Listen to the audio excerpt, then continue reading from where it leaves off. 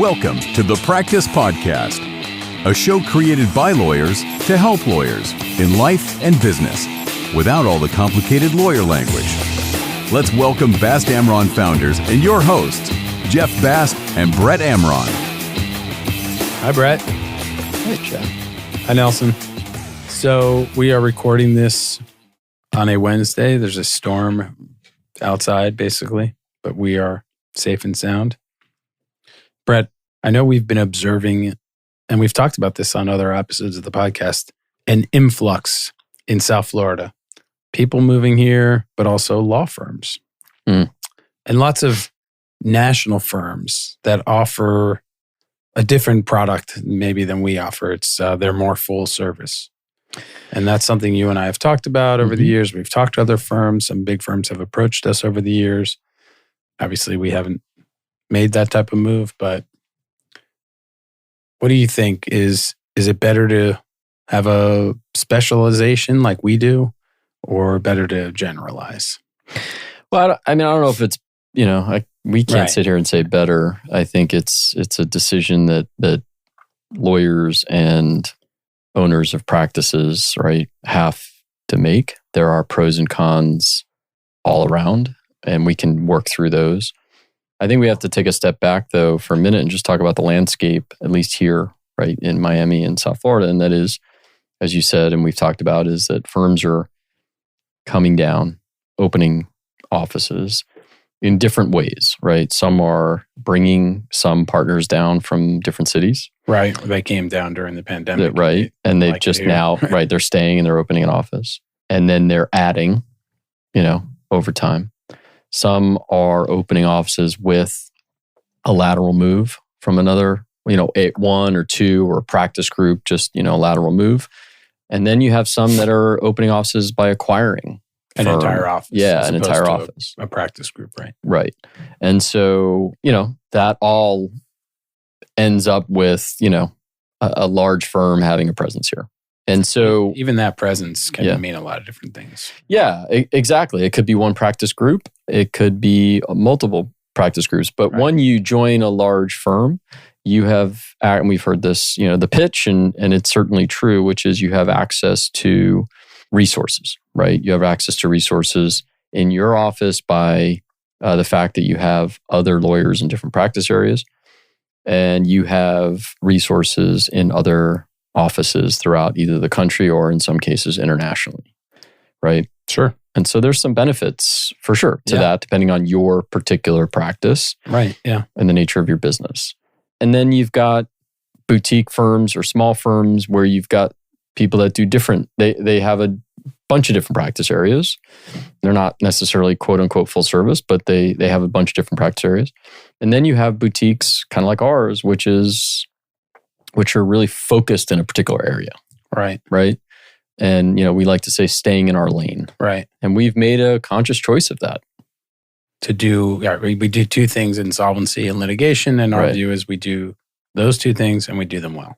We do them really well. The main thing is to keep the main thing the main thing. Right.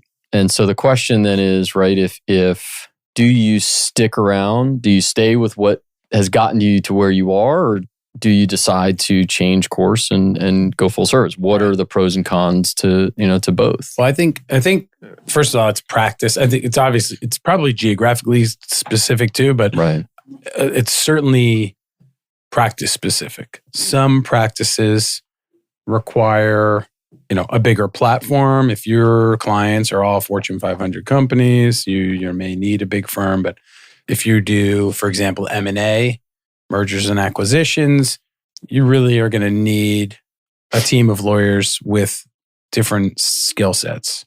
You need, obviously, M&A. You need corporate counsel. Well, usually M&A is corporate counsel, but you need environmental, real estate, tax, employment. There's a whole host of, depending on whatever, if it's the energy, you need some energy folks. I mean, it depends on the sector, but to have that type of practice, I don't think you see a lot of M&A lawyers that are solo practitioners or small firms, right? Because they need access to different skill sets. Well, I grew up in a big firm, and so one of the luxuries of being in a full service firm, besides the fact that business development is not as critical. It's always important, but you could, I mean, for me, the first, 10, 12, 13 years of my practice, I just showed up, turned on my computer and the phone would ring, and on the other side, there was a client. There was a lawyer from another office or another, floor or whatever down the hall with a client. I didn't, there just was a steady stream of clients. So there's a nice luxury in having that. And I think clients to some degree like the convenience of having, one point of contact who can, and one bill and one whatever.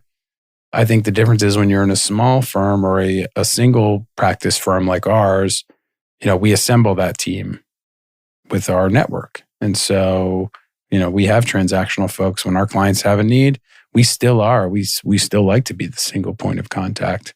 And we assemble that team from our network. And it's almost the same thing. We refer cases to them the same way they refer cases to us. It's almost that how it works in a big firm, Right. The bankruptcy guys call the real estate guys when they are selling a piece of property, and the real estate folks call the bankruptcy folks when they have a distressed situation. You mentioned it, so let's go back to it for a second. And that is, you grew up in a big firm environment, and now you've spent, the last 13 plus years, almost 14 years, actually it'll be 15 in March, having left the firm. Yeah. It'll be 15 in January for me, which is crazy.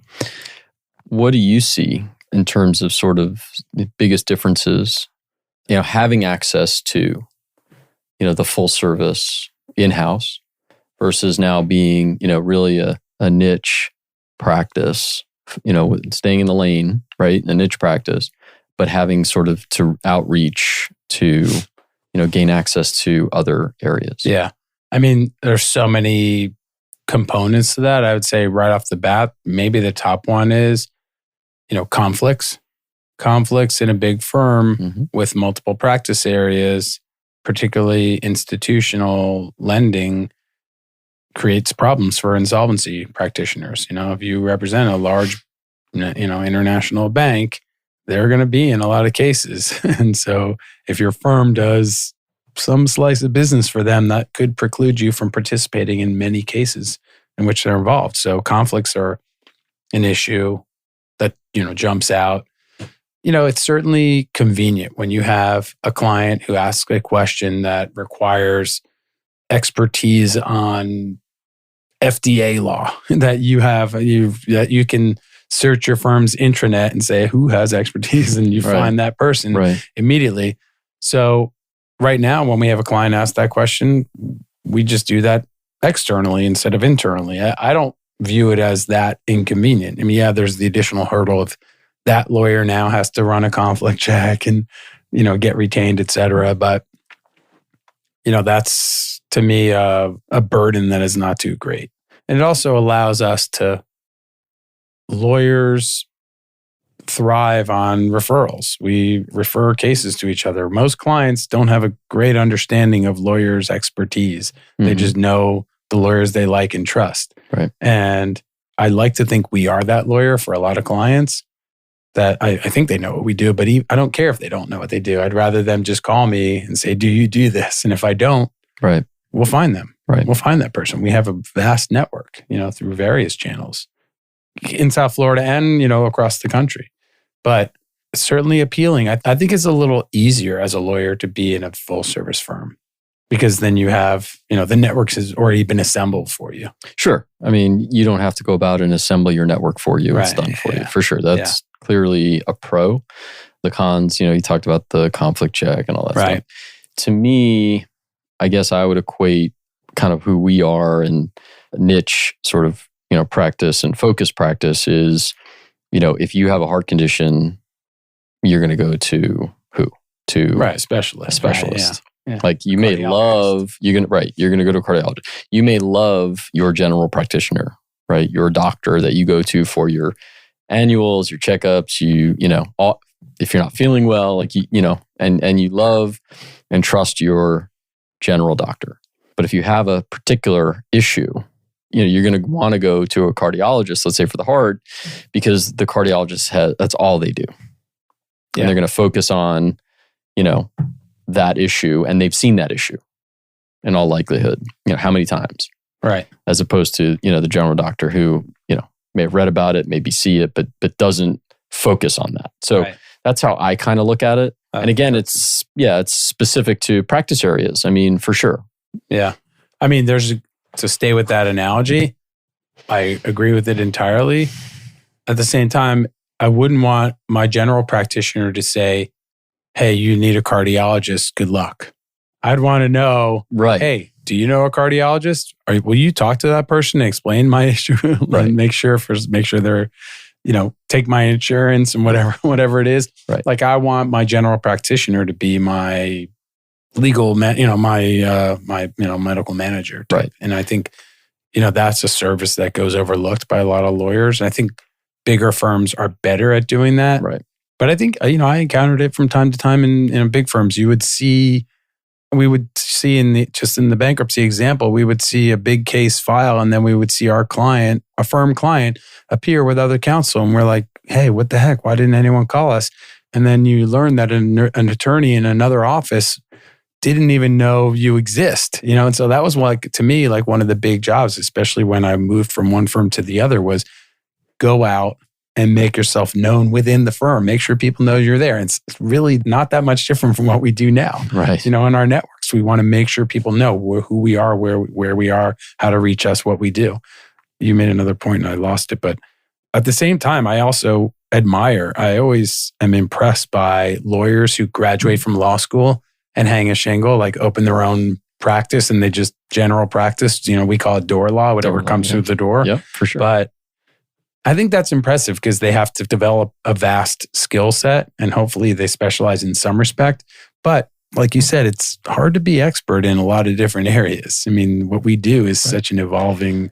Yeah. And I think door lawyers, I don't know that they're so prevalent today. I think they were at a particular time. I think there are plenty that do still do that. And I agree with you. I have great respect for that because they're knowledgeable in a bunch of different areas. But it would be sort of jack of all trades, expert in none. And I'm not saying that across the board. There may be people who are experts that they are general practitioners. But it would be, to me, it's the same thing as your doctor, your general practitioner doctor, right? Like they see everything, they're exposed to everything. But again, if you have a particular issue that may need an expert, they may refer you to somebody else. And I agree with you that you want your general practitioner that you trust, that you go to, to recommend somebody. For sure want that, and right? To coordinate it and communicate and make sure, hey, tell the cardiologist that I'm on this medication or that medication or, Not like, hey, good luck. Right, exactly. Let me know how it goes, Yeah. Yeah. And I think that is super helpful. I think that on any referral, I think for the specialist, I think that is helpful to the specialist because the specialist then comes with some air of credibility and trust that, the client or the patient would have immediately, right? Because of the referral and the nature of the referral. So I know we're kind of jumping around on that stuff, but I think going back on the general, look, there is definitely a need for it. Otherwise there wouldn't be any. If there is a particular issue that is, again, of a certain nature, that a lot of times the specialist is needed, the niche practice. Look at insolvency just as a practice generally. Mm-hmm. There are so many specializations within the insolvency world. Think about it. There's tons of firms out there that do low cost, high volume consumer cases or that specialize in specific chapter 13.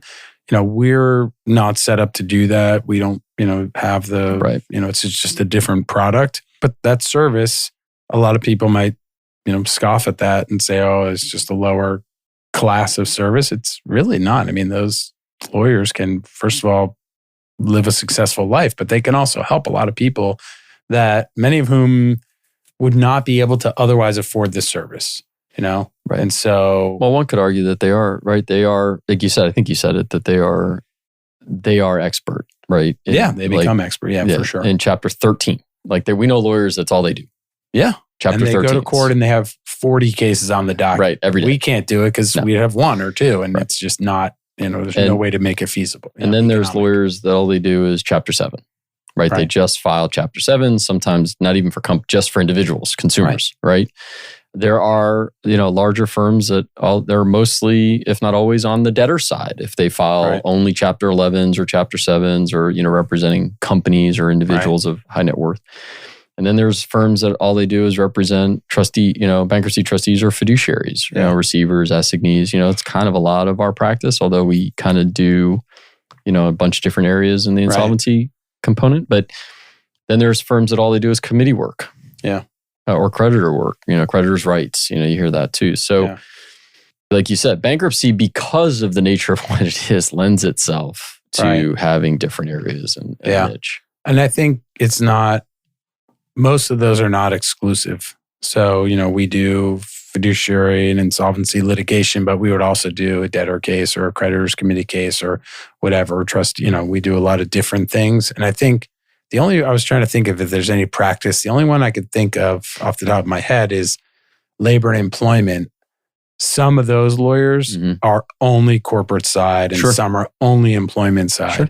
So you won't see most corporate employment lawyers, they will not take a wage and hour case or a discrimination case against a company. They want to represent companies, and they say, I represent companies because they don't want to be seen on that other side. Yeah, it's a tough, that's hard to do, right? Right. What if you have two matters on a calendar in front of a judge on a motion calendar? One, you're representing the company. One, you're representing the individual. I mean, you can do it. Right, yeah. But, does that put you in a bind? Right. Yeah, that's the only practice I was thinking of. And I think that one makes a lot of sense, business-wise. I think that's more, there's no real conflict there. It's just it's a business conflict. It's my clients are getting sued by former employees who are accusing them of something that they think is wrong, that they think that they're not guilty of, I should say. And they don't want a lawyer that's bringing those kinds of claims against other companies like them. Right. Right? Yeah. And so that's a business conflict, but I think mostly it's a business decision. But I also think, it's almost like, I think of in-house lawyers, companies that have a single in-house lawyer, general counsel, they do as much as they can themselves. And then they bring in outside counsel, so most in-house lawyers are going to, help negotiate a contract, maybe buy a business or buy a division or a subset of assets, but rarely will they defend a lawsuit. Yeah. Although maybe they would. Maybe if it's a simple breach of contract case, they do it as much as they can, and then they bring in an expert. If it's going to go to trial, they bring somebody else in. I think there's a lot of lawyers out there, the door lawyers, for example, who fill that role externally. Their clients go to them for everything. And the general counsel, right? General outside counsel. And the question is, do they all know when they need to bring in someone else? That's always the struggle. And we've encountered that from time to time. Like a referral comes up and the question is, it's not really our area of expertise, but could we do it? Yeah, we probably could, but should we do it? Then that's the question. Should you do it? Right. If it's, IP litigation, intellectual property litigation. No, I don't think we haven't. Answer that. Yeah, no, exactly. There's always a first case for everyone. God, no. But if it's specialized, you really are doing, we actually see this all the time with non-bankruptcy lawyers coming to bankruptcy court to either litigate or challenge a plan or whatever it is. And they know enough. It's not that they're incapable, but they understand maybe the fight that's before them, but they cannot have a good sense of the context of that fight. Well, it's tough because there may be just a litigation. It just happens to be in bankruptcy court. And so the litigator may say, I got this. It's bankruptcy court. I'll look at the rules. I'll figure it out. But there's so much more of a dynamic in there. And we do see it all the time, that I'm not saying that litigator can't litigate in bankruptcy court. I don't think that's what you're saying either. No. But they probably benefit, right, from having somebody either with them or handle it without them, right, that routinely goes to bankruptcy court. Like, I wouldn't ever appear in tax court or in patent and trademark litigation. Like, that's either I wouldn't without somebody sitting next to me that is an expert, or handling it on a primary basis with me And I think you feel the same way, because that's a really specialized practice that, we're just not set up to handle on a primary basis. Right. And again, maybe even depending on the case it is or the facts at all, like it may be something we hand off for sure. So I think that it becomes harder for that lawyer to make that decision when, like you said, oh, can we handle it? Maybe. It becomes harder when, look, we all are trying to earn a living. Yeah. And if you're slower and you get something, someone calls you and you're like, not really my wheelhouse, but I'm slow, so I'll handle it. Right. It's usually when lawyers run into issues. Right. Yeah. And we've had situations where, I had this recently, a client, it was a referral for, defense of a fraudulent transfer action in whatever, Kansas and somewhere else and so we've done dozens of those, but we're not admitted to practice in Kansas. So, we say to the client, look, we can handle this and we may be able to negotiate a quick resolution, but the point is candor, like that we're candid about it. We wouldn't say, yeah, we can handle this. I'll tell them, look, I can handle this. Most of these resolve out of court, but if we have to go to court, we're going to need local counsel. And if we need local counsel, in that case, you're probably better off with counsel in that jurisdiction, admitted to practice in that jurisdiction. Right. Not always, but sometimes. Yeah. It really depends on the nature of the claim. But if for a run-of-the-mill, routine cause of action, and sometimes, I think lawyers have a tendency to do that. I'll do the first round. You see that sometimes with, real estate lawyers, for example, they'll kind of handle the first round of a dispute until it goes to litigation. Then they bring in a litigator. And so sometimes that's okay. But we've also seen circumstances where the first round was actually, we've even seen accountants do this.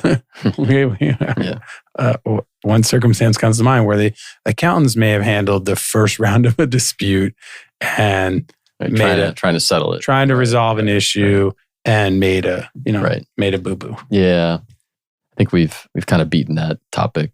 Anything else you wanted to add to that? I don't know. Like we've talked it through. I thought this was maybe the beginning of a conversation where you tell me you're going to a big firm. Yeah. I think we are one day after Election Day. And I think we should talk politics. No, I'm just kidding. I don't want to talk about politics on this. We don't have enough time. Nelson even perked up for that. Yeah, he did, didn't he? Look at him. You woke him up. We don't have time for that. But what I was happy to see was it appears that the turnout and the voting was significant. Right. And so I'm very happy about that. And I think that more people, because if you don't vote, then you can't really complain. Yeah. So we need people to get out and vote whenever there's an election. Keep doing it. Keep registering. If you're not registered to vote, get registered and get prepared for the next election. Agreed. And if you enjoyed this podcast, please give us a 5-star review, follow us, and share it with your friends and family. And if you have any questions about this episode or something we discussed, or if there are topics you want to hear in the future, if you're interested in being a guest, please reach out to us directly or through our details in the show notes at bastamron.com. Thanks, Jeff. Thank you. Thanks, Nelson.